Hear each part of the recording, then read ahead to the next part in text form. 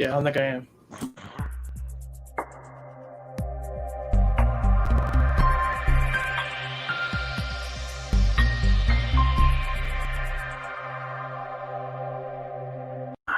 Welcome to the Three Beards podcast. My name is Craig. Along with me, Viking Austin and Chris, Mr. Charzell. We'd like to welcome in for a special guest here, Smash Martin Brown, as you've seen him on the program before. We will be we'll be interviewing our esteemed guest, Mr. David Feldman from Bare Knuckle Boxing. We'll start off this episode. Hey, this episode has been brought to you by Broad's Beard Care. It supplies all of us. It's amazing stuff. As soon as you put it on, it just magically grows. It just happens. Just anybody who wants a beard, start using this beard care stuff. It's amazing. Yeah. It smells good. The significant other is going to love it. It doesn't feel like steel wool. It smells good. And for anybody that doesn't have a beard, you could use this aftershave, I guess. just for the smell. But anyway, Mr. Feldman, thank you so much for joining us on the show. I really appreciate it. Man, you got it, my man.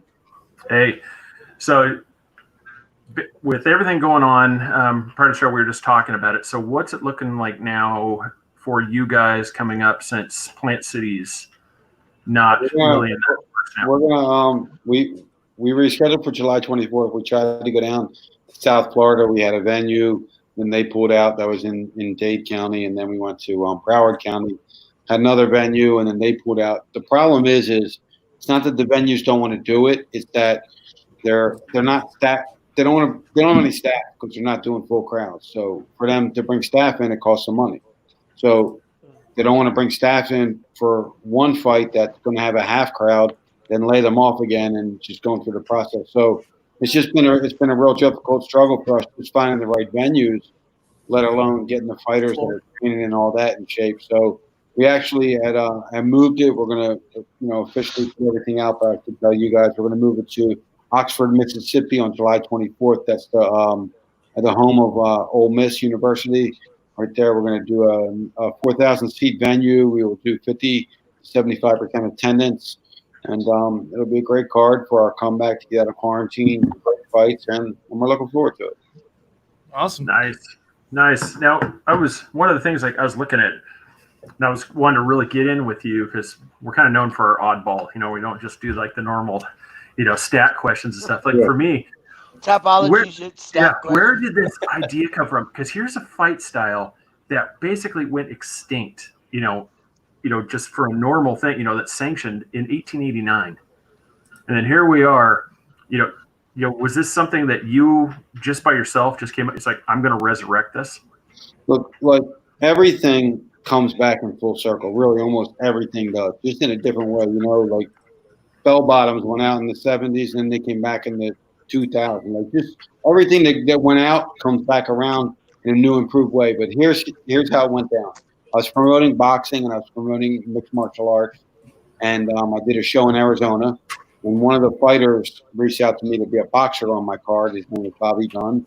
He's known as like a huge legend in bare knuckle fighting. He's like 170 something and 0, whatever his record is. I've seen him fight underground a lot, and also he fought for the cruiserweight championship of the world a few times.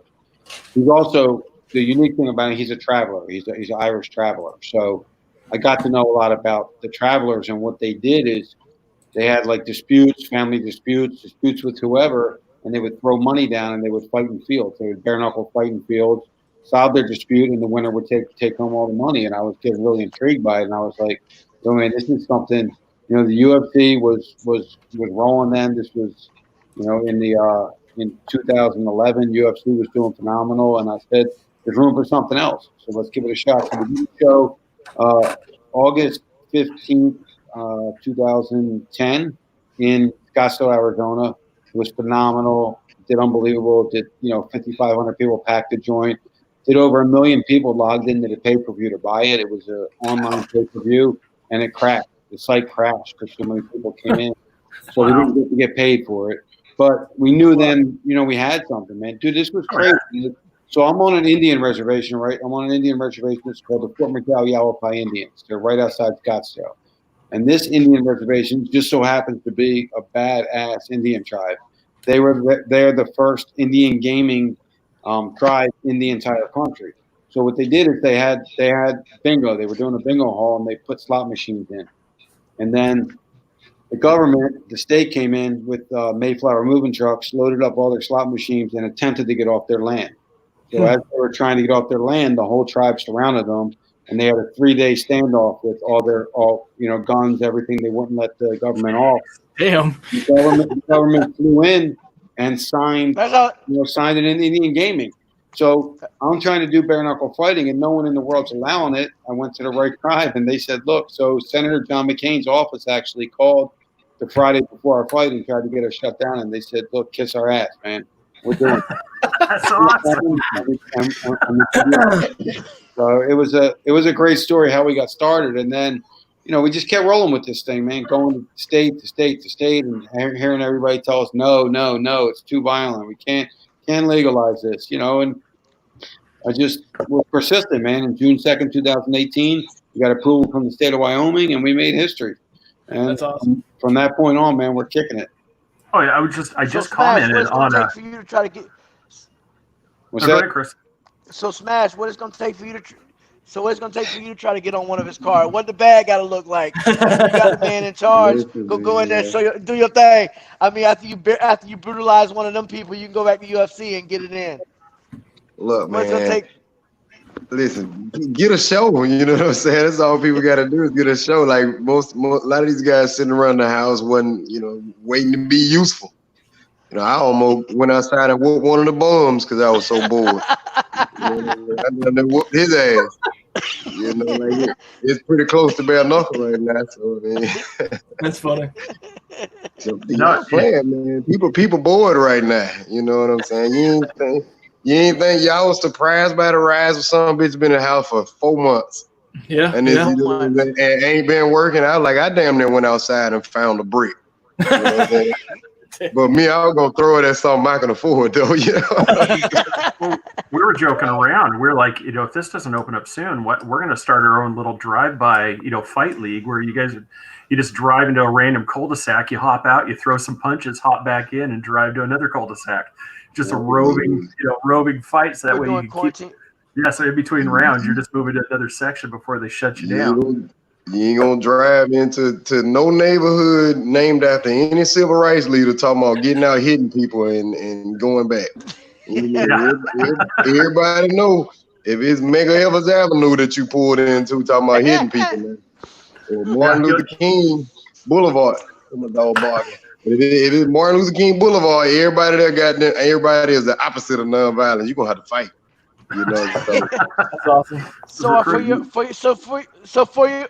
your event that you got coming up, are you having to do coronavirus testing for everybody? I know UFC had to do it, and most of all these other events. Are you doing coronavirus testing for all the fighters and everybody?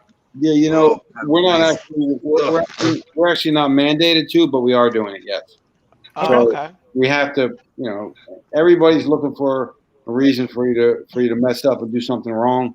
So we have to, the protocols that are set in there, we're doing those protocols and we're going above and beyond. You have to just be careful. And whatever it is with the coronavirus, whatever it really is, who knows? But we are going to make sure that the fighters and the staff and the cornermen and all, everybody that's anything to do with the fight is protected. Now, what kind of get on that same thing, when you're talking about the fights. I just one of your Instagram posts for Bare Knuckle, I just saw that, and the camera guy's right there, and on a hit, you can just see the blood just splatter on the camera lens. I was like, oh my God, that was a hit. I mean, you knew that was some serious power behind that to throw that distance onto the camera. You just be like, war pain. Yeah, you're just like right on the camera. I'm like, oh my God. That guy is actually that was Dat Nguyen. He's I think he's like 20-2 as a professional boxer, and he came over to us, and now he's 2-0, 2 knockouts, and he's going to be fighting in September for the championship against our champion Johnny Bedford, former UFC contender. Oh, nice. Now the squared circle. On that design, who came up with that? Was that your idea for that shape? Yeah, we try to do everything different in what we did. So the design of the ring, the rules, obviously bare knuckle. everything that we did had to be different. So when people were flipping through the TV or the internet or whatever, they just knew it was something different. It wasn't just another boxing match or another MMA match. So what we did is we designed a circle ring, and it failed a million times. It's never been designed before. How do you make it a circle? How do you make it stand up? And how do you make it so people lean on it, they don't fall through? So it took a lot of work, and we finally came up with a design. We patented that design, and it's a 22-foot circle with a 28-foot square on the outside. But the real unique thing about the ring is the center of the ring. There's 2 4-foot lines separated by 3 foot, and that's called toe to line, and that's where it starts from. The referee comes in. He says, "Gentlemen, toe to line." They toe to line. He says, "All right, knuckle up," and they start banging from 3 feet apart. So they're not from the opposite side of the cage or the opposite side of the ring. They're right in front of each other, and that's why with our organization and our sport, you're getting a lot of action with our fights. Oh, Jim Allers loves that. So basically, no running. Oh man, when he comes out, he's immediately. Jim Allers say he loves it. Jim Allers, I'm not going to tell you who he's fighting, but he's going to be fighting on this card here for the inaugural, the first ever BKFC Junior Middleweight Championship. Oh, no, well, hey Chip, I told Jim Allers I give him the hood business because he looked kind of small. They laughed at me. They said he'd beat me up, bro. I told him I'd give him the hood business, but they like, nah, man, you're not trained. Can you believe the guy above you right there? Can you believe that he's gonna be able to take on Jim? He wants to. Can we set that up, please? Yeah. I'm not kidding. This guy right here said that it's a charity event. Jim charity Allers. event. Me. No, right here. No. See, it wasn't even a charity event. You looked at it, you're like, I could take him. I'll take him. And I'm like, Chris, you're gonna get yourself killed. He goes, oh, no. He goes, we get in a street fight, I'm going to rock him. I'm like, dude, in a street fight, there's no rules. Jim is going to knock your head off, man. You're dead. Hey. Everybody always believe that, Jim a black belt in jiu-jitsu, so everybody they automatically feel like, hey, man, you grapple. I won't ask you any advice about striking. You know what I'm saying? So that's probably why Chris think he could take him. You know what I'm saying? And ain't no telling, my man's a talk show host right now. Ain't no telling how many street fights he had. What'd you say? I said he looked like C-3PO from Empire Strikes Back. I mean, every single part of him is going to be in a different section of the room. Yeah, man. Chris probably got into a couple of ballroom brawls in his day. You're from Mississippi, right? Yeah, country as they come. How far is that from Oxford? Which part? Vicksburg? Yeah. I'm from Vicksburg, Mississippi, where the Civil War ended. I have no idea where it is in relation to Are you still there? But here's the thing. Vicksburg is in the center of Mississippi, so anywhere you go, you can't be any more than 3 hours away. I got you. We're up near all my people. We're in Oxford. All my people can be there. Let's see there. Yeah, there you go. And then I also, before I forget, Instagram, I had a certain man by the name of Joey Angelo, Cinderella Man. He said, please, he is dying, hungry for a fight he wants on your August card. Well, we're going to talk, I told everybody's been off for so long and everybody wants to fight, but, not everybody can fight. We have to, and I'm not saying he can't. We just have to talk and we'll see, these people right now have to move the needle. So if they can move the needle, they're on. Exactly. I mean, that's especially now. I mean, there's so much that goes into it now. It's like basically like, what can you bring to the thing? Because obviously nobody's sitting on this pile of Scrooge McDuck cash that they can just throw out, to just, because everybody's like, I want a bigger purse. Dude, there's nobody going to the fights, man. You don't have it. Exactly. And that's the thing. I have, it's like 50-50 with the roster. Like 50 of them really get it. And they say, look, not that I'll fight for nothing, but I'll take a slight pay cut because I know that the organization is taking a pay cut. Some guys will do that. And I'm not even asking them to take a pay cut. I'm just asking them not to try to jack me up. At the same time, we don't have any live gate coming in. That's a big part of an organization's income. So, but we're fair. I mean, I didn't ask anybody to take a cut at all. Everybody's fighting for their contract and, as they should be because that's what they signed for and they're going out there and fighting. And look, I'm a former professional fighter. I've been in there. My dad trained 7 world champions. Been in this my whole life. And I get it. I get what these guys go through. So some people don't, and I get it. So that's why we have a lot of guys dying to fight for it, because we're very fair to these guys. Yeah, I would say for me, probably the thing that's the most compelling for me. I mean, I'm new to the whole fight area. I think within the last few years, but probably for me, bare knuckle boxing, the one that's been the most compelling for me is you don't have a lot of delay, slow periods in the fight. I mean, it is from the point of toe the line to somebody's either fallen over or just tap, basically, I can't do it anymore. Throw the towel because they're beat up, and I love it. It's just constant action. Yeah, no, it's great So action. 5 2-minute rounds.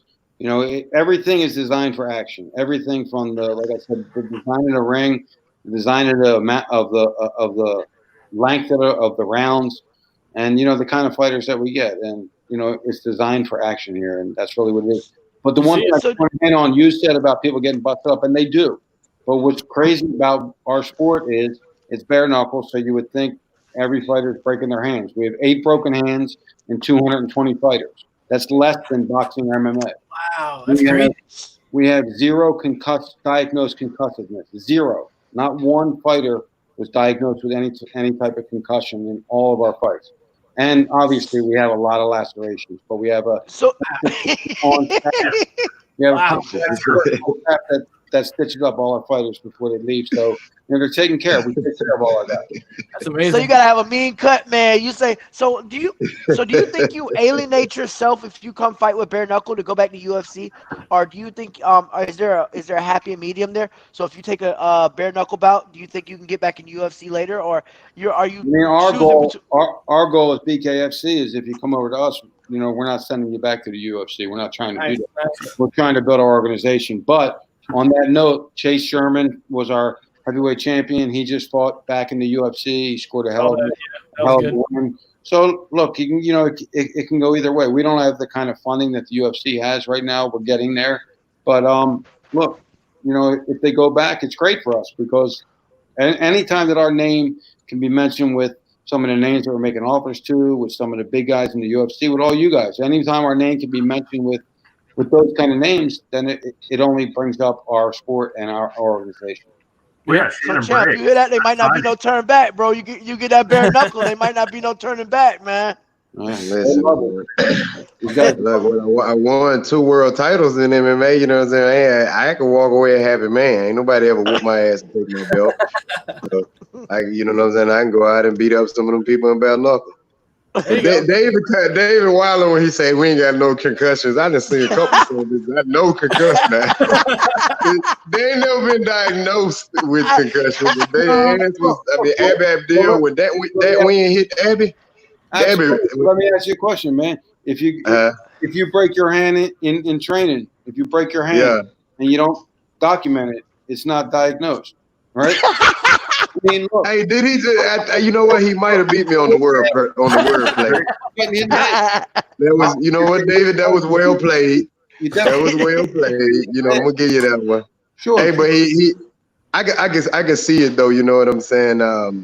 I wouldn't care if a bunch of people was getting knocked out anyway. You know what I'm saying? I mean, it's a combat sport. We're getting some knockouts, but we're not getting. Here's what we're not getting. We're not getting people taking like a pounding at 100%. Like they're not throwing at 100%. So they're not taking a pounding on that. They are getting. Yeah. We're giving what the fans love. They love blood, right? We're giving. Yeah, I was about to say that. I wouldn't.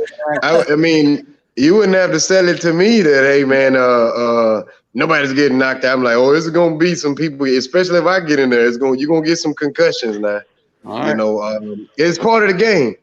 So I mean, I don't know anybody who's saying, well, you know what, David, I want to get into a fight, man. I really want to be a part of your organization, but under one condition. You got to promise me I'm not going to catch a concussion. We get into a whole fight. Just so you understand why we're saying this, is because these commissions, whenever you're unfamiliar with something at all, you're afraid of it. I get it. It is, right? Yeah. So we have to document our stuff that we do, and we have to give them our documented injuries. So we can compare us to boxing or MMA now to get legal and sanctioned in these other states. Look, anytime two men standing out there banging it out with gloves, without gloves, anything, it's dangerous. It's a dangerous sport. I'm not going to say, like, this is not ballerina, man. This is a dangerous sport. It's bare knuckle. There's a fight. Anything can happen. But at the same time, we take every safety precaution in the world. And, I stand very proud at saying that our fighters are not getting seriously injured. That's awesome.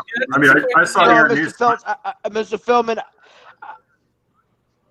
Go ahead, if I wasn't so fat, I would love to fight. But see, I'm going with guys that's like 6 foot, 230. I weigh like 230. I would love to fight if I could take a weight cut, but I can't get a weight cut. You 230? I'm actually 229, champ. So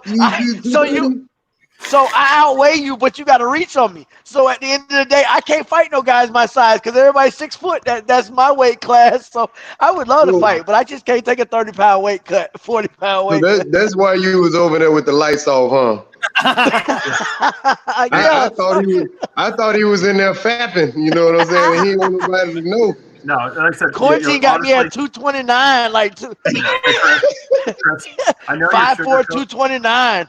Hey, I know you're trying to put a nice little spin on your numbers, dude. In order for your weight class to fit, you're going to have to shed almost 80 pounds. It's possible you can do it.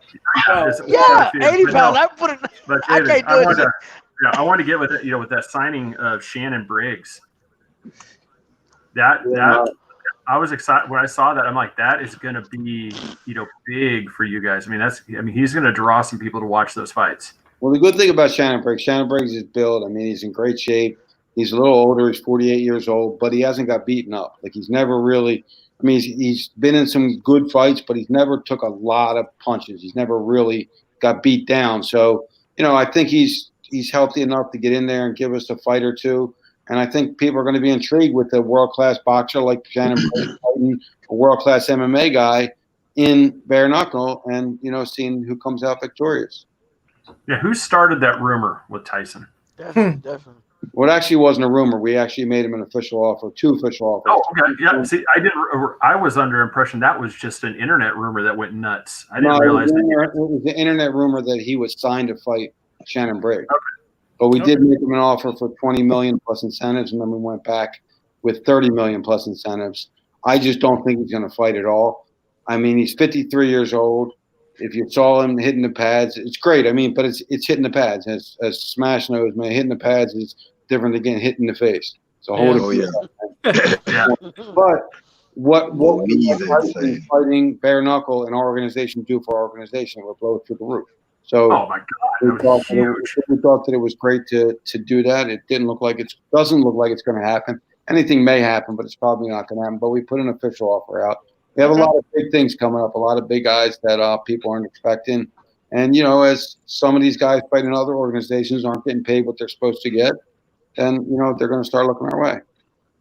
Nice. And then, I honestly, like I said, not just having you on here, I see big things for you guys coming up because, it went from being, like you said, you started in 2010. I hadn't even really heard about you guys until maybe I'd say myself personally about 3 or 4 years ago. Is when it first popped on my radar. And then I started kind of watching it. But then in the last 2 years, I really started watching your stuff. And I love it. Thanks, man. Yeah. It was trying to get legal, trying to get sanctioned. It's a fight. It's the same thing the UFC did. And, we're kind of following the way that they did things, but in a different way. We just signed a deal with a network platform, which we're going to announce on Thursday this week. We have a big press conference going to make that announcement. So that was a great step for us to be aligned with some big brands, other sports brands and things like that. So it's great for us, and we'll see what happens. Well, we could play word association. What does it rhyme with?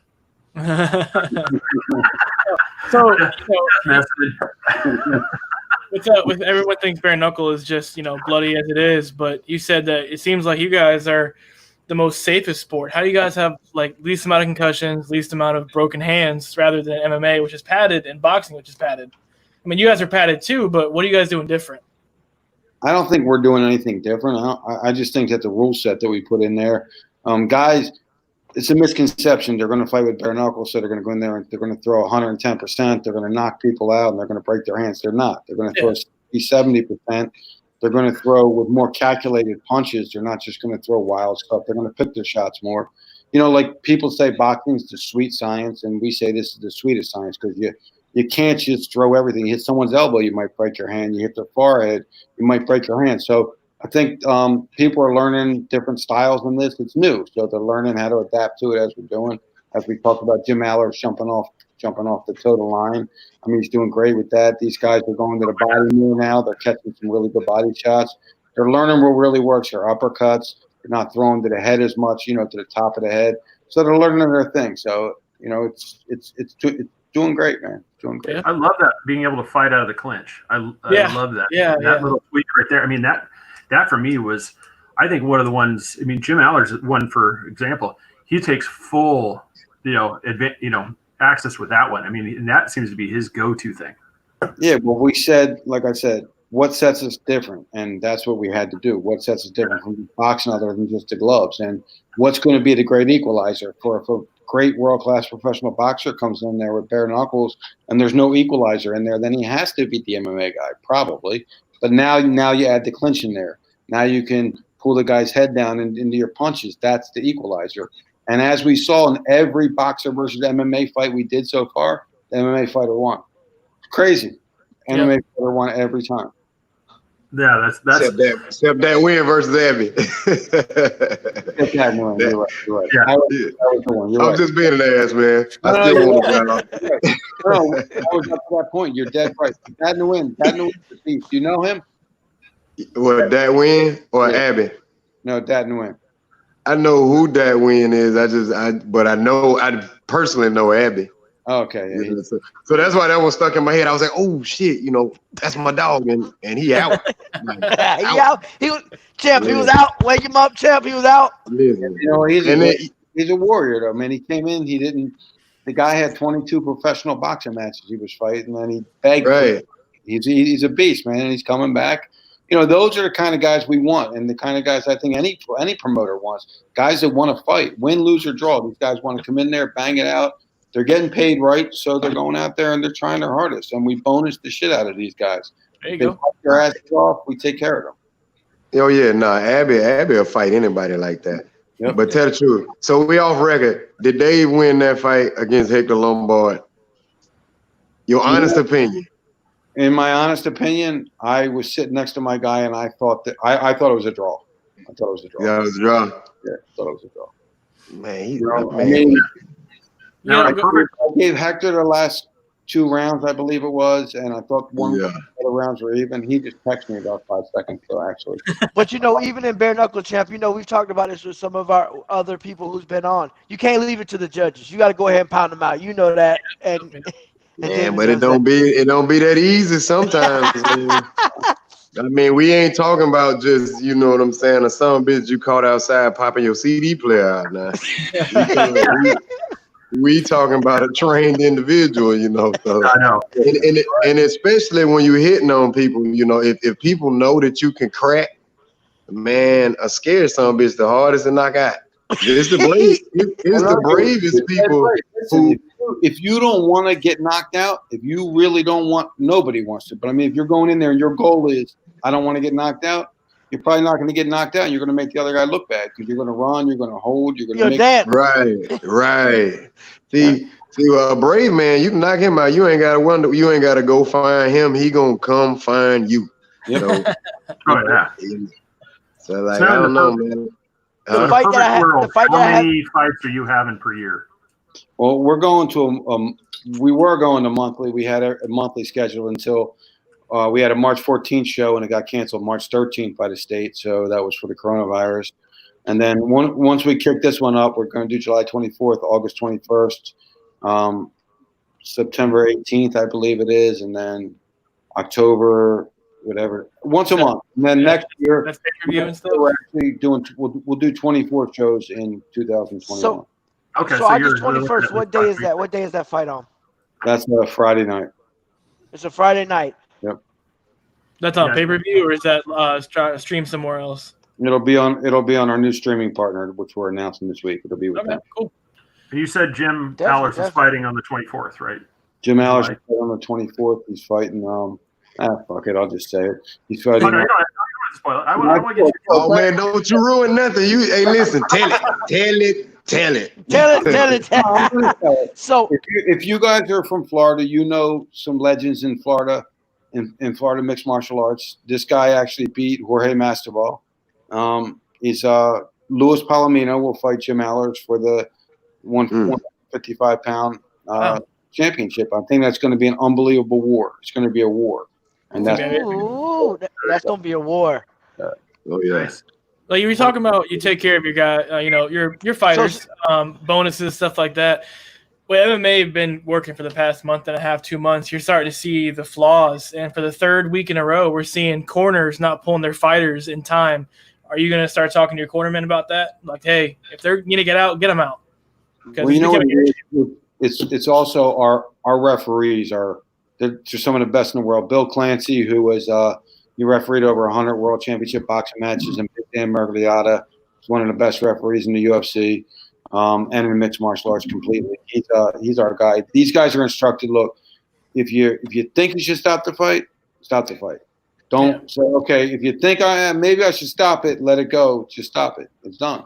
But you know what? I was explaining to these guys, a lot of that is the fighter. The ref will tell the fighter, I mean, you don't see all that on camera, but from what I see is the ref will tell the fighter, show me something. If the ref whispers to the fighter to show me something and he responds, then the ref's not going to call the fight. If the fighter's still willing to take that beating, they're going to let him take that beating. Well, I mean, because he says, I'm good.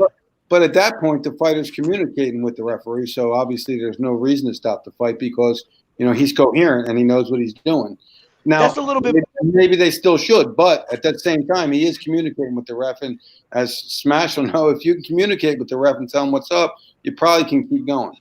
Yeah. And a lot of times you don't know how bad you hurt anyway. You just thinking like, this son bitch just hit me. I gotta hit him back. Yeah. And we're not thinking about how bad we hurt. And a lot of times, you already conditioned, like practice, you was getting beat up a lot more than you are in the fight. The workouts are like terrible. It's always past the breaking point every single day in practice. So you just conditioned to push through whatever. You be dying and you wouldn't even know it. So a lot of times, I think it's either that response to, it's between the ref and it's between the cornerman. One of those, I mean, somebody if the ref don't save you and I'm in your corner, it don't look like you gonna win and you taking too much damage. That's part of my job is to make sure you don't die in the cage or die in the ring. Also, like your corner, you have to have like I said, my father trained 7 world champions. He's in the Hall of Fame for training boxers, and his biggest thing was you have to have the fighter's got to be confident in you. In other words, when you say one thing, bang, you do it. You don't look for it to see if it's open. As soon as you hear it, you do it because you trust the guy. You earn that trust during your training and during knowing that the guy knows what he's talking about. So with that being said, you also know your fighter to know, look, he doesn't look right. He took a sidestep or he did something that he doesn't normally do. I don't think he should keep going. You're absolutely right, Smash. But that's all about the confidence. I think the confidence that the fighter has in the trainer to be able to do that. And if the trainer's not able to do that, it's time to move on and find a new trainer. Yeah, I mean, man, those guys don't be knowing it though, man. Like you take a look at most of these MMA coaches; these guys ain't never even sniffed a cage before. You're right. I'm serious. I say like this: can you train a fighter if you've never been punched in your mouth in your life? How are you gonna It's not the train. Anyone can watch videos and say, "Now do this, throw the right hand, put your elbow up, go straight, pivot your hip." All that bullshit, right? But if I got hit in my face, I know what it feels like to see the white flash and go, "Oh shit!" I know so I can dig what's happening with you. But if I never did that before, how can I know what you're going through? I can't. Yeah. But from the outside looking in, I've never even sniffed a cage. So from the outside looking in, if you hit and you look at me like you hurt, then I'm gonna call it. I'm like, hey, no, he done. Shit, you looked at me like, man, he just hurt me. Shit. So I mean, I ain't never sniffed a cage. I ain't never been a couple street fights I've been punched in the mouth, but not by somebody calculating punches. So I mean, I don't know. See, a lot of these. I mean, bare knuckle to me is all out something new. So, I mean, a lot of these guys that will be cornering you in bare knuckle, they're either going to come from MMA or they're going to be coming from boxing. But See, in MMA, you may have so here's how these MMA gyms, outside of like the mega facilities now, but a lot of these gyms are like this. You had a guy, he won a bunch of tournaments in jiu-jitsu. He was a high-level jiu-jitsu player. So me being not me, myself, but I'm just saying, let's put me in the shoes of the guy who opened the gym up now. So me being a high-level jiu-jitsu player, what I do, I mean, I have no accurate way to gauge what a good boxing coach is, but I know when I open this jiu-jitsu gym, it's gonna be some guys telling me they want to fight. So everybody, if I even know you even held mitts before, I'm gonna say, hey, come teach my boxing class. Then I'm gonna say, and then I go get somebody. Oh, you had a couple fights. You had a couple. I had 2 amateur kickboxing matches. I want you to teach my kickboxing class. And so you got guys who don't know. They do not know that they even need. If you don't know shit, you don't know that you even need to ask the credentials of the coach. Like, how the hell are you gonna tell me anything about a fist fight? Man? That's not that's boxing. That's a problem. It's a problem because think about it, man. It's not just like we're talking about it. You're teaching the guy right and all that. Man, you got children, you got adults, you got men and women's lives in your hand. So I've always been an advocate for this. There has to be some kind of regulation to be training a professional fighter. Like anybody off the street, especially in boxing. Boxing's worse than MMA. I know you think MMA is bad. Boxing, man, these guys come in and go, ooh, look, I could do this whole time. I watched Floyd Mayweather. And they're like, they got these guys, and the guys are like, yeah, I'm going to put you in a fight. And the guy gets half killed. They just don't know. They don't know how to groom them right. That's a whole different, that's probably another 2-hour conversation because something has happened. Because, look, man, your life's in someone's hands. When I was in the ring, my life was in the hands from my corner, man. And I have to be able to trust them and know that they're teaching me the right thing. And a lot of times it's not happening. So, David, since y'all already operating on limited. Hold on a second. That's I don't want to get away from this. I want to segue into this right now because it just happened last night in the UFC thing with Rock. That first, he was 5-0 coming in. He wanted out. Yeah, his corner was saying he was talking him into it, and there's a lot of people nailing his corner. I mean, but isn't that his job is to get the guy? It's like, no, you've got this, man. Just get in there. You're winning this fight. Or was he out of line and he should have listened to his fighter? Well, in all honesty, I didn't see it last night, but my gut feeling is telling me that if the guy is not taking a beat down and, he's getting hit with a couple of shots, this is fighting, right? So you're going to get hit. And if he thinks he still has it in him and he can boost the guy's confidence, he sends him out. But if he thinks the guy is just taking too many punches, should never send him out like that. That's just – I didn't see the fight last night. So I don't know which one your guys are talking about. But, it's that goes back to having the trust in the guy that he's looking out not only for you to win the fight and the next payday, he's looking out for your welfare so you can go be with your family, man. That's that was the thing about it because he was by even like his corner thing, it was at least a 1-1 draw between the first and the second round. They're going to the third round. He's like, I don't want it. And he goes, no, dude, you just get a takedown. So you can win this. I mean, you're in this thing. He's like, he was just his argument when he came to the corner. I mean, I'm just listening to what was being said. I watched the main event. I didn't watch the prelim. So, but the thing is he ain't asking you when he comes to the corner. He said, I don't have it anymore. It wasn't about like who winning and who losing. He telling you he don't want to fight no more, man. So he been getting hit. He said that he if you tell me, huh? Well, he said he took this fight on Wednesday. He wasn't ready. This is his UFC debut. He took it early. I mean, he probably should have sat back. He saw the bright, shiny UFC. He probably should have waited couple more fights. But listen, if a guy comes to the corner and he tell me he don't want, you better not tell me you don't want to fight no more. Because I'm gonna give you what you want. I mean, there's a difference. That's what I was saying. Like he said, I'm tired. He wasn't bloody. He wasn't beat up. Okay. If he said he's tired, that's different. You know what I mean? But we weren't there, so I'm not gonna I'm on both. I thought you said he was like, you know what, coach, this shit ain't worth it. I just don't want to do it no more. That's what it made it seem like. I mean, I don't know. That's kind of what it was. He was basically just like, no, I just don't want to do it. I want out. And the corner's like, it's like, you've got this, man. Just get in there, take him down. You could come away with a win. And he's like, no. And then finally, you the guy's like, yeah, no, he doesn't want to fight.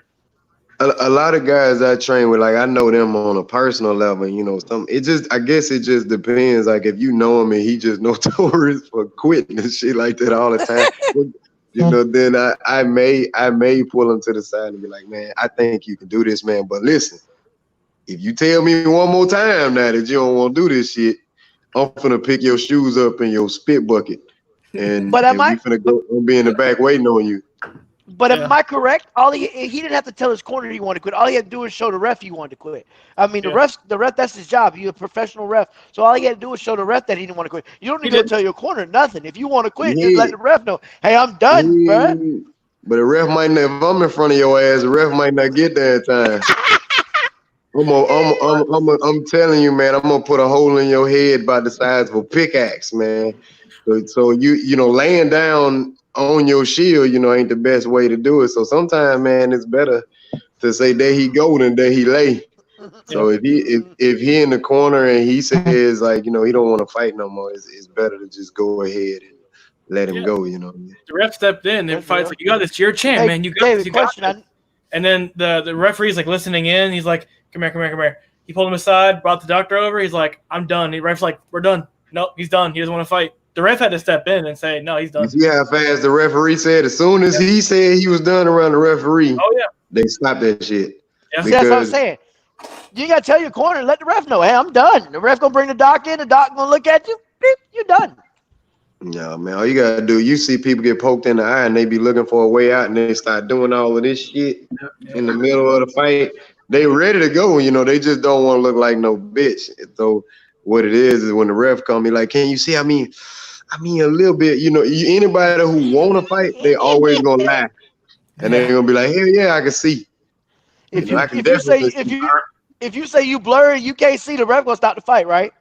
Now I'm just gonna say, I got poked in the fight one time in the eye with man Theo, but I was tired as hell. So what I told him, I said, man, it's getting clearer. Give me 1 second. I was trying to take a minute and take like a good 60 more seconds so I can get up and knock his bitch ass out. You just proved it. And I didn't even think about the fact that that this man just cheated.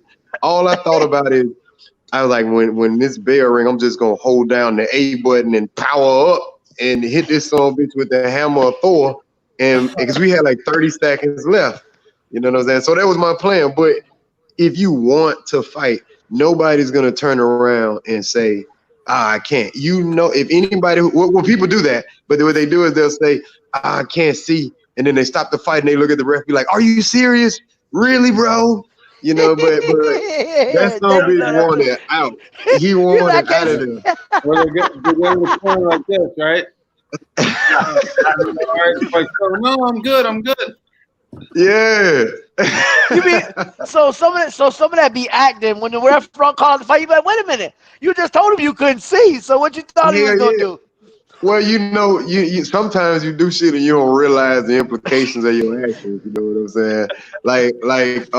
I a while back I was cornering this dude, man, and he used to quit, and if he get hit with a hard body shot in the practice. And you're around friends, so ain't nobody trying to finish you. So you get hit in the body, like, oh, and then he'll just quit. I'd be like, man, you gotta learn how to get safe. Like that's a part of training too. If you get hit in the body, you need to learn how to tie a guy up. You need to learn how to poker face it, but you can't just quit. So he goes into the fight, and the dude hit him in the body. He catches his knee, and then they stop the fight. And he got up and he said, shit, I'm ready to go now. What you talking about, man? This is over. Are you serious? I'm like, yeah, man. So I think he thought they were gonna give him 5 minutes and let him get back in the fight. So David, what is going? I know y'all operating on limited. I think Chris is delayed right now. He's, Chris, can you hear us? Okay.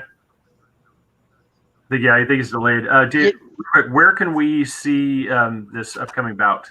It's going to be announced on Thursday, but it's going to be everywhere. But you can check us out at our bareknuckle.tv. You can check us up at Bare Knuckle FC on Twitter, on Facebook, on Instagram. Just follow all our stuff there. But we're going to announce it on Thursday. It's a platform with a very large combat sports platform here that's really making a lot of waves, and it's great for us to be able to partner with them, and I think it's a big step up for our organization and our sport in general. We got a lot of big signings coming up.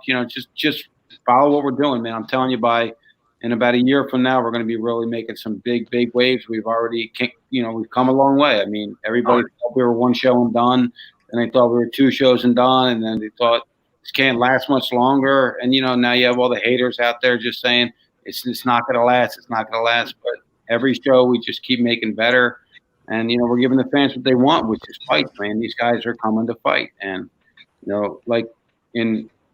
I just think that we have something a little different, something a little special, and I think we can. I think the thing that's different about our sport than other sports is, with no offense to mixed martial arts at all. I mean, you got to be a badass dude to be fighting anywhere, and especially mixed martial arts. What I'm saying is, I think adaptability for the general public, everybody from when you're in a grade school all the way up until you're 60 years old, you know what a fist fight is. You've been in one. You don't necessarily know what a rear naked chokehold is or Uma Kala or whatever the different names are. You don't know that. What I'm saying is I think the general public can associate faster with bare knuckle than they can with other sports if we can get it out there to them. But other than that, man, it's just, all these combat sports are great, and I think they're all supporting each other, and, we'll see where we can take this thing. So, David, I know y'all operating on limited capacity, right? We'll have 50% capacity on so we'll have 2,000 people in there on July 24th. So what's going to take for us to get a VIP guest pass to get there? What is it going to take? Just come on up. Plane ticket. Champ, road trip. Road trip. Fridays from you. I'm with it. You know Mississippi like the fattest state though, Chris. You don't need to ride with me. My mama feeds you, man. She be like, you keep bringing all these skinny people over here. Manager told me, they were happy when he got there. What's his name told me? He said, boy, he ate so good when he got there, boy. So I'm trying to make my mama see Dave. My mama get you fat, man. All my kin folks will get you fat. So I'll be like, I be having to fight for Dave at 7 or something, if we go to Mississippi. Let's check the schedule, Dave. We might make a road trip up there, David. I appreciate it. We might. All right, sir. Well, I know you're busy, and so I want to let you go too. But just I can't thank you enough for coming on, man. It means a lot. Man, thanks for having me, man. It's a pleasure, man. I appreciate the support. Everybody's been cool, man. Let's just keep pushing everybody to watch this thing, because if everybody supports it, man, it's going to grow. It's not like we have some bullshit thing here. We have something great here, and once they watch it, the good thing about us is our fan base just keeps growing. It's not like we get 20,000 people watching it, then only 2,000 people watch again. We get 20,000 people watching it, then the next event we got 40,000 people watching it. They keep, because they like it, so they tell people good things about it. We've done 10 shows so far, and we've had 9.5 great shows. So we've done that's awesome. Really good so far with great fighters. And like I said, take my hat off to all the fighters everywhere, and our guys really bang it out. So I think we're going to grow this sport into something special. But thanks again for having me, guys. Smash, thanks, man. You guys ever want to come out, let me know. All right. Thank you so much. If you don't want, like I said, if you want to follow us, and you can keep us up on our word that we're going to promote the hell out of you, sir. Oh, yeah. Oh, man. Thank you. Yeah, follow us, like I said. You'll be able to I'm going to say this. Go ahead. I'm going to say this, but I want to make sure I say it before he leave. I will say this much. He mentioned a lot about his sport, but I don't do free endorsements. But I will say this.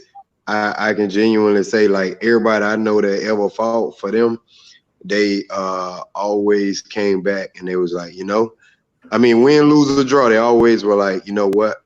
We were taken care of. You know what I'm saying? We were compensated well. Everybody was good. Everybody was just. And, wasn't no drama in the back room. Everything was easy, So I hope I wish he had have touched on that more, on how he takes care of the fighters, because I've never heard them say it's a reason why people are going to bare knuckle, like, after leaving other places, and it wouldn't be my place to say, well, my homeboy said this, and this, what I'm saying? It'd be better suited coming out of his mouth, you know what I'm saying? You got the time. If you have the time. We did it. Look, here's what we do, man. Like I said, I've been there before, and it's different from a guy, like we said, even a coach, but I'm a promoter that's been punched in his mouth. I know what it is. I know what everybody goes through, and I know that the biggest thing is if I tell you something's going to happen, it has to happen. Because if you're expecting it to happen, if it doesn't happen, you're going to tell everybody, don't mess with me at all. Now, if I do the right thing by you and actually do better for you than I told you I was going to do, you're telling everybody to come my way, because that's how we have to grow this thing. And I mean, we have a lot of integrity. I mean, my dad always told me the one thing. He said, look, if you never lie, you don't remember anything in life. If you don't lie. So just tell people the right thing, do the right thing. And look, man, the fighters are taken care of. And look, I'm not going to bullshit you. If you don't go in there and fight, you're done. Like, I'm not just giving people free rides here. You go in there and fight and bang it out and give the fans what they want, man. You're always going to make more money and have an opportunity to blow this thing up. So thank you for saying that, Smash. And you're right. Yeah. I'll touch on that more, but I mean, the fighters all love fighting for us, and they keep recommending other people, and that's why some of these bigger names are coming to us. So it's great to have that kind of endorsement and have these guys talking great about us. But, we're just trying to keep growing and keep doing our thing. And I think, again, like I said, I think we have something special here. We have special fighters. We have special rules. We have everything good. And, it's a little different than anything else you've ever seen. And I think that we're gonna keep growing it, and we're going to keep doing the right thing and just giving the fans and the fighters, the best platform possible. That's awesome. Well, hopefully, as you grow and you get so much bigger, sir, we'll still be able to find some time to get you back on that business. Get us back up with you. Anytime, my man. Thanks for having me. Thanks for the endorsements, Nash. Appreciate it. Yeah, it was a very much our pleasure, sir. Thank you so much. Happy Father's Day, and have a great night, sir. Thank you, my man. All right, bye-bye. All right, bye. Martin? Hey, Smash, we got to put this road trip together, brother. Hey, look, man. You're going to come back like 250 when they ain't going to even know who you are. See, but y'all problem is, bro, I'm going to call you out. I'm going to call you out while we on live so you can go back and listen to this. Y'all take a week every time y'all go to Mississippi. Y'all take a whole week. I can't take a whole week go to Mississippi. So we'd have to leave that Thursday, go down that Friday, come back that Sunday. Y'all take a whole week every time y'all go to Mississippi, bro. I can't do that. Yeah, I ain't like y'all boys. That's because your mama don't offer whoopings. You know what I'm saying? I ain't gonna come down there to my mama for like 2 days, telling her she ain't seen me in like 5-6 months. And you know what I'm saying? And I'm gonna come there for 2 days. Oh, mama ain't having that, man. She gonna find out you're only there for 2 days. She's like, you ain't tell us how quarantine you're getting double fed. Yeah. She would the whole time she would complain. I ain't listen. Don't you bring your ass over here with that corona stuff. I'm gonna come here, I'm coming over to the house. And as soon as I came in town, man, she was like, well, come on, baby. I made some spaghetti, I made some buffalo fish, I made some pan trout. I was like, oh goddamn. Pan she just trout. kept doing. Yeah, see, you don't know what that is, man. Pan trout. That's that little panfish you put in that trout. I'm talking about the buffalo fish. I'm not even sure what buffalo fish is. That sounds amazing.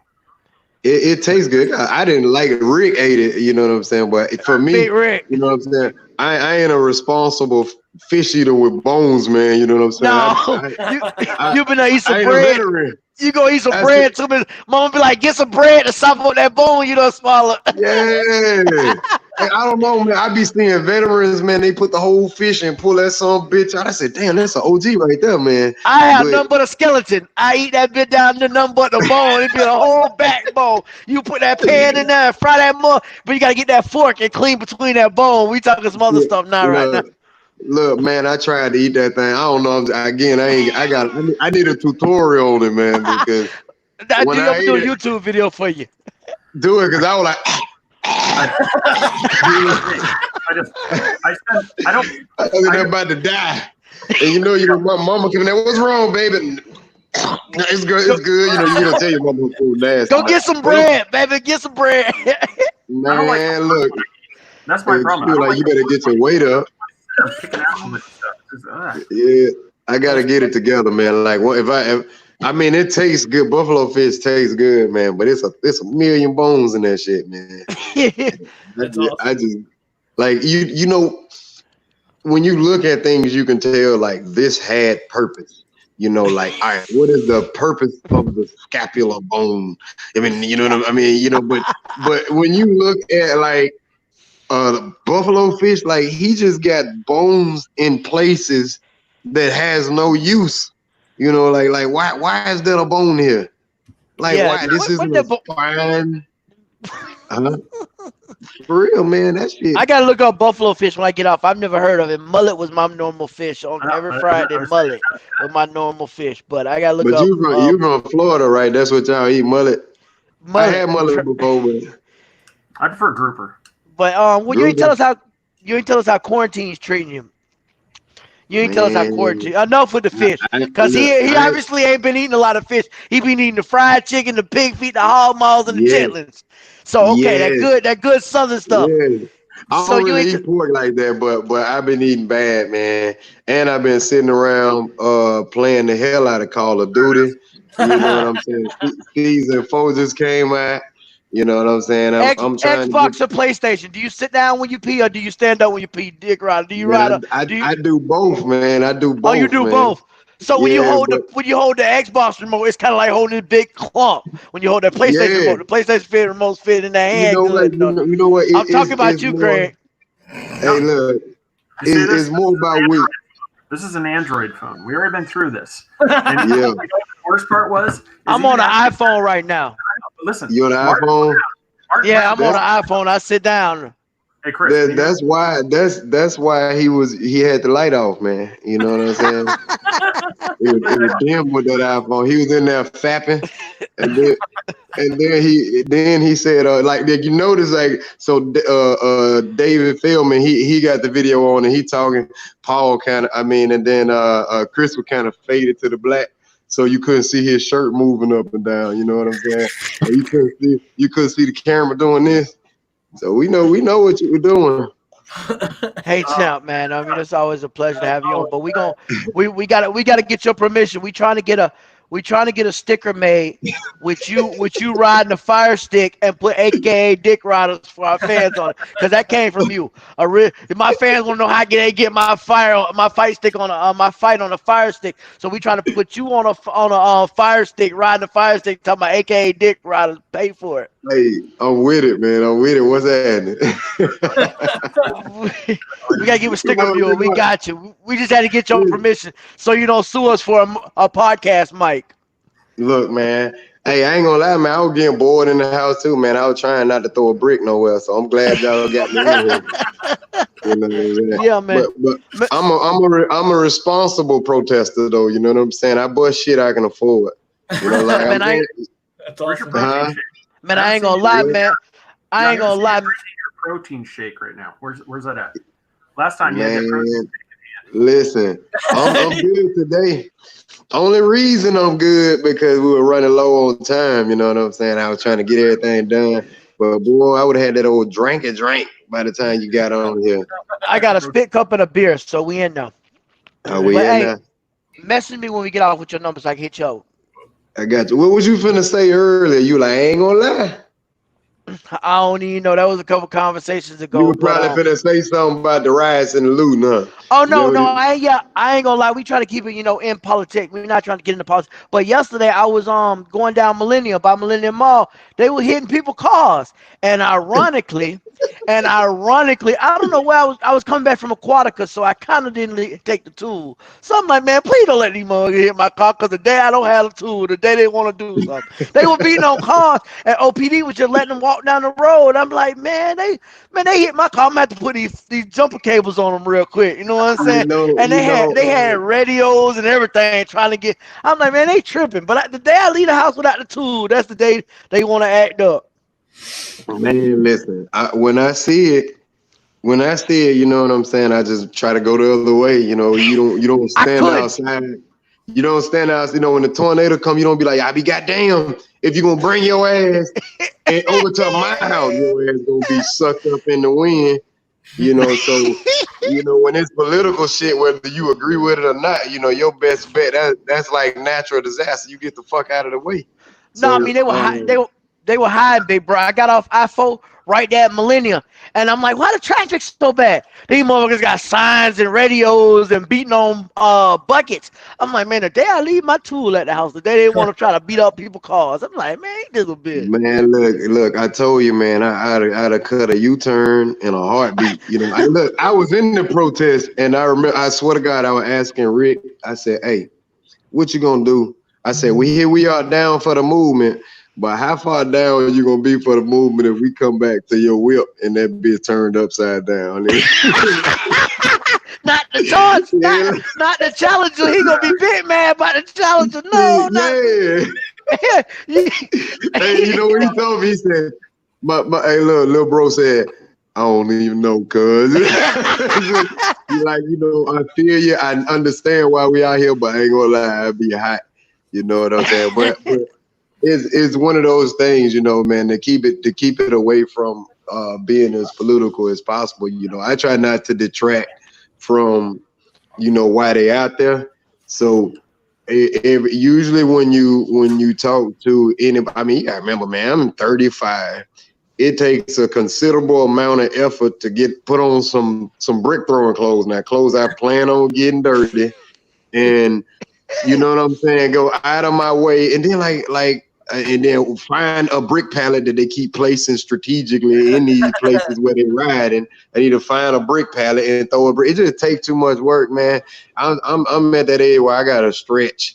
You know, before I do shit, I might throw my hip bone out trying to throw a goddamn brick. So you gonna be caught out there in some true religion. You gonna be caught out there in some real good stuff. I got brick dust on my true religion. Come on now, man. Fuck that. You know, I just but on the real, like it's these usually. This is what I did. I went back, right? I went back and I started looking up like because you hear people keep saying shit like you see a lot of arguments on social media now. You see people I've been getting it. I done got blocked and banned from a lot of homeboys. I'm like, man, come on, chill out, bro. Yeah, so you see shit, and the first thing they say, well, you need to go polish up on your Martin Luther King, then, and I'll be like, well, shit, you know what, son, bitch, let me go polish up on it, and then you find out that when you actually go do that for real, you find out that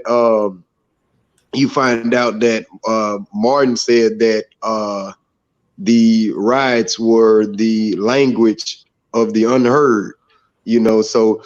Typically, man, if you can't express, if you have no way to, if a child can't speak English, you know what I'm saying? He's a baby. Some bitch shitting in his pamper, and he like, I need this some bitch to know that my pamper is soiled. And you just going on about your day because you don't want to put that controller down. You got a shitty baby running around the house. That some bitch just gonna power up and throw a temper tantrum. You know what I'm saying? So like, that's pretty good. I haven't ever heard it described that way before. I said you make a good point. But it's true. So if somebody says, "Hey, man, you know," if somebody says, "Hey, you know, that's not the way to do it," they say, "Man, you know, peaceful, be peaceful." And it's like, man, we had 1 million peaceful protests. You know what I'm saying? This is the first time somebody started tearing shit up. And then they say, "Well, all right, well, go to Congress." Like we did that. Go vote. We did that. You know what I'm saying? So. Naturally, there's one thing that I know of that has worked, and it's boycotting. Because one thing, anybody, like, man, when you're talking about how I'm supposed to feed my kids, you know, people tend to like, all right, you know what can we work out? You know, people tend to act right when you start cutting funds. So, you know, there were always, when you look at how the people beforehand, like people in the 60s, everybody, there's a blueprint that has always worked, you know, but since it's a little different now because nowadays, who you gonna boycott? You know, back then you had black businesses and then you had white business. You got people who biracial, you got black business partners, you mix with the other business partner white, you know, you gonna boycott half of it. Like I only plan on giving you half of what this drink costs, son of a bitch. I don't like your counterpart, but you all right with me. You can come to the barbecue, but him, he can't. You know, so it's a little bit different, man. You know what I'm saying? Shit is so different in a way where you had a bunch of people outside. I mean, you had a bunch of people complaining about something, and then like every day when you go out. So say for instance, like I had this box Chevy, and it was clean too, man. But I ain't the box Chevy type. I know what you're thinking. I like muscle cars, but I I ain't do too. really into box Chevys like that. But my homeboy blessed me with a box Chevy, and it was clean, man. He had it souped up. It had pipes on it and everything, and so I knew what time it was when I got this car. I said, man, let me take the 10 out of it, and I'm taking the rim. Give me the factory rims. I'm finna fishbowl it, and no system, nothing. Factory radio, and I'm riding around. Man, I remember driving that car 12 times total, and I was pulled over 5 times in it. Now, I don't clown with the police, though. It was yes, sir, no, sir, but I ain't stupid either. I know why my black ass got pulled over, you know what I'm saying?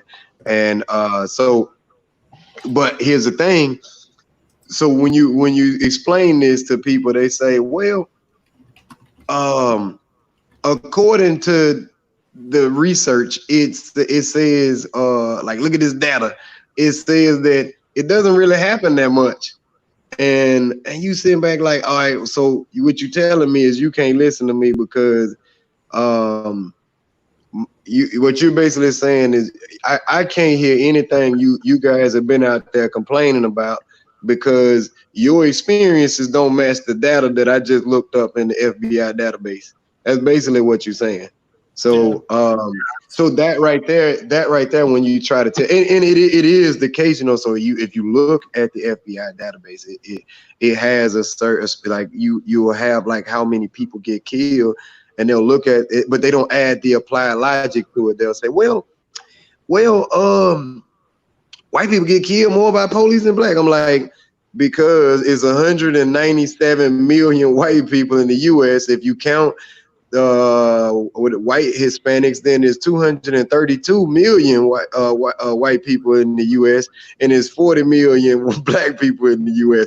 Of course, there's gonna be more white folk getting killed, and so you know what I'm saying. I think, and that's the thing. Like, I think it's just we don't apply logic. So granted, would I be out there chunking bricks and shit? I just was bullshitting all night. I don't do all that, but I do understand why people are angry and shit. You know what I'm saying? And I do understand this though. Most of the what I do notice is like they're like, why they out there tearing up their own town? Man, is a lot of the police departments saying that the people that they catching is busting people's shit open, they're not even from the area that the community they tearing up. I ain't finna go tear up the only Walmart I got, and I walk, I don't walk now, I drive, but I'm just saying, if I was, what I'm saying, I ride clean when I'm there too, boy. but now I'm on a serious note, like if that's the only place I got and it's walking distance, ain't nobody in there tearing their own shit up. You know what I'm saying? It doesn't make practical sense. So I think the moral of the story is y'all gotta stop, whether it's red or blue, you know what I'm saying? It's Democrat or Republican. Y'all better stop letting these motherfuckers push narratives now.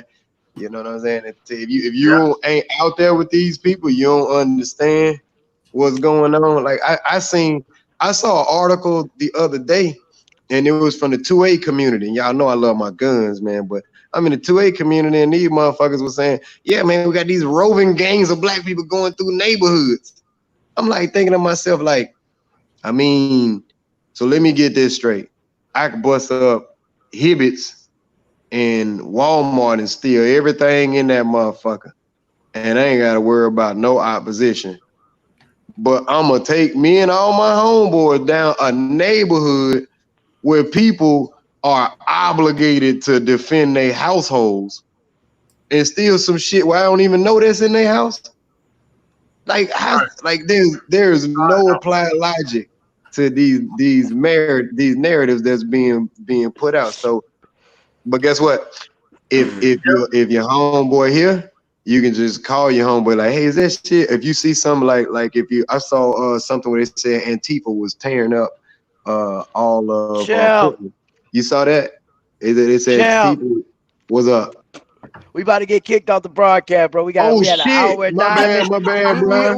We had an hour and 9 minutes, bro. Our fans like them. These boys don't win a long time. West Champ don't win. Go ahead, Smash, bro. Tell them motherfuckers. Fuck it. Nah, I'm just playing. No, man. Hey, Appreciate it. Pleasure having you on. Really, there's been so many people that have asked since the beginning. It's like, when's he come back on? When's he come back on? I'm like, don't even begging for you, bro. And I know you be busy with what you got going on. I mean, I don't know if you want to plug that a little bit, but we gonna get there. I ain't been doing shit around there, man. I've been an unproductive U.S. citizen lately. That's been on him, man. We're gonna get down there, man. Make sure you shoot me that number so I can hit you up so we can politic on this. I'm gonna shoot it to you. I ain't got your number. I gotta Facebook it. I got you. Yeah. Facebook it to me. Yeah, so plug your gym real quick. Yeah, man, we want to go out there soon. Plug whatever you got going on. Plug what you got going on. Your gear, whatever you want to plug. I don't know, man. So listen, we ain't fighting, so I ain't got no sponsors. So I can't thank my sponsors. But what I can do is, guess what? Should be tomorrow, man. You know what I'm saying? Me and Rick been doing this thing where we trying to like actually have our hand in the communities. You know what I'm saying? So like we got this gym. I don't know y'all know nothing about Tampa, man, but like we got this gym in the hood. I know about kids and cousin. Yo, yeah. Some good shrimp and grits, but I'm coming down there for you, bro. Yeah, you come out here, man. But yeah, we got a gym started, man. We ain't even named the gym yet, but it started out like a place for me just to work out, and then everybody just started coming through. So, man, so we started putting more stuff in so we could reach the inner city kids, man. People who ain't really who would never have a chance. And I ain't just saying it like I'm serving the community. I'm charging their ass $1 million. Like what you mean by service in the community, you ain't servicing them, you charging them and you getting paid. But now on the real, like we working with families and stuff like that just can't afford it. And we don't even know how far it's gonna go. We actually coming out of pocket a lot, but we are doing this in hopes to MMA is expensive. You get a gym. I mean, like most of these gyms are charging anywhere from $125 to $200 and something. And I've seen like some people rates up to $400 a month. And so ain't nobody in the hood gonna be able to afford that, man. And I really, really, really want to at least expose the inner city youth to that. You know what I'm saying? I mean, because they never have a chance, and that's why you see a lot more people in boxing. A lot more black people in boxing than you see in MMA because it's only one art. It's only one art. You only have one person on staff you need to pay. So that guy's able to charge you $25 all the way up to like $85. These guys can afford that, but they can't afford $200. So again, this is something I'm trying. I don't have grants, I don't have loans, I don't have any of that. But it's something I was just passionate about. I want to get these cats. I mean, I get cats coming to the gym, they don't motherfucker rolling with a wife beater on. You been to tow his wife beater off. He like a banana peel when he leave the class.